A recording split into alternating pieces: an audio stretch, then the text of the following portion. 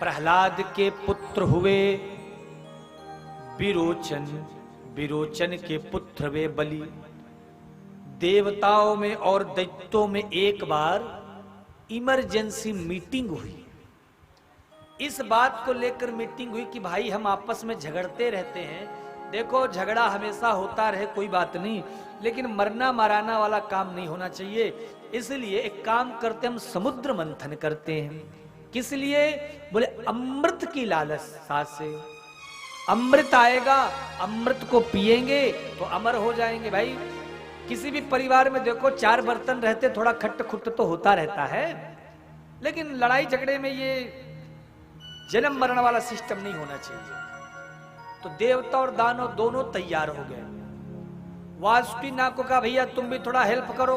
मंदराचल को कहा बोले तुम भी रई बन जाओ, तुम रस्सी बन जाओ। वासुकी बोला हमें क्या फायदा? बोले थोड़ा सा अमृत तुम्हें भी देंगे। मंदराचल को बोले तुम्हारा भी थोड़ा भला हो जाएगा। अब महाराज समुद्र मंथन का कार्यक्रम किया गया। जैसे ही मंदराचल पर्वत को रई बना करके और जैसे मथानी के द्वारा मंथन करने लगे वासुकी नाग के माध्यम से, तो वह पर्वत नीचे जाने लगा। तो भगवान कच्छप रूप धर करके मंदराचल को अपनी पीठ पे धर लिए। बोलिए कच्छप भगवान की जय हो। अब जब मंथन होना शुरू हुआ तो राक्षसों ने क्या किया, वो मुख की ओर चले गए। क्यों? क्योंकि देवता चतुर थे और राक्षस मूर्ख होते हैं। क्या होते हैं? देवताओं ने कहा हम तो श्रेष्ठ हैं, हम तो मुख पकड़ेंगे। राक्षसों ने कहा कैंसिल, अब भी ये समुद्र मंथन का प्रोग्राम कैंसिल करते हैं हम। क्यों? बोले हम राक्षस है तो क्यों हम पूंछ पकड़े, हम ही मुख पकड़ेंगे। देवताओं ने कहा ठीक है। कहते मूर्ख और शंख हमेशा दूसरों के फूकने से बचते हैं। तो राक्षस लोग महाराज आ गए मुख की ओर। अब वासुकी नाग से जब घर्षण होता मंदराचल पर्वत का, तो महाराज उसके मुख से अग्नि निकलती।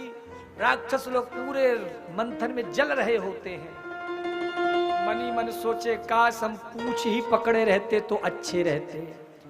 सारी समस्या पूंछ का ही है। हर जगह समस्या की कोई हमें पूछे।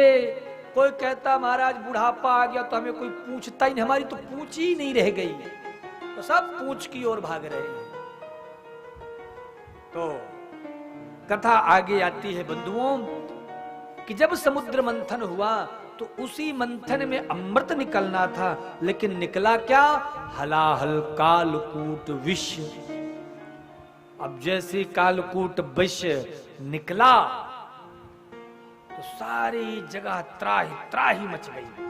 सब चिल्लाए घबराए, विष्णु जी के पास गए, प्रभु आपके कहने से हमने ये समुद्र मंथन का प्रोग्राम रखा, लेकिन ये कालकूट तो हम सबका सर्वनाश कर देगा। भगवान ने कहा देखो अपन इस मामले में कोई हेल्प नहीं कर सकते। क्यों? क्योंकि अपन तो दूध दही माखन मिश्री वाले हैं। तो क्या करें? बोले अपनी मंडली में एक ही आदमी है जो जहर पी सकता है। कौन? जोरते बोलो। बोले बाबा। बोले उसी के पास जाओ, रिक्वेस्ट करो, क्या पता बाबा मान जाए। देवता पहुंचे, बाबा कृपा करो, हम पर अनुग्रह करो। बोलो राधे राधे, और जोर से बोलो। तो हम पर अनुग्रह करो। तो क्या करना पड़ेगा? बोले जहर पी लो। शंकर जी बोले ये कौन सी बात हुई, जहर क्यों पिए? बोले बाबा आप जहर पी सकते हो इसलिए आप पी लो। शंकर जी ने कहा ठीक है, आप लोग यदि कह रहे तो हम पी लेते हैं। और महाराज सबके देखते देखते मेरे भोलेनाथ ने पूरे अंजलि में हलाहल कालकूट विष लिया और एक ही श्वास में पूरा का पूरा विष पी गए।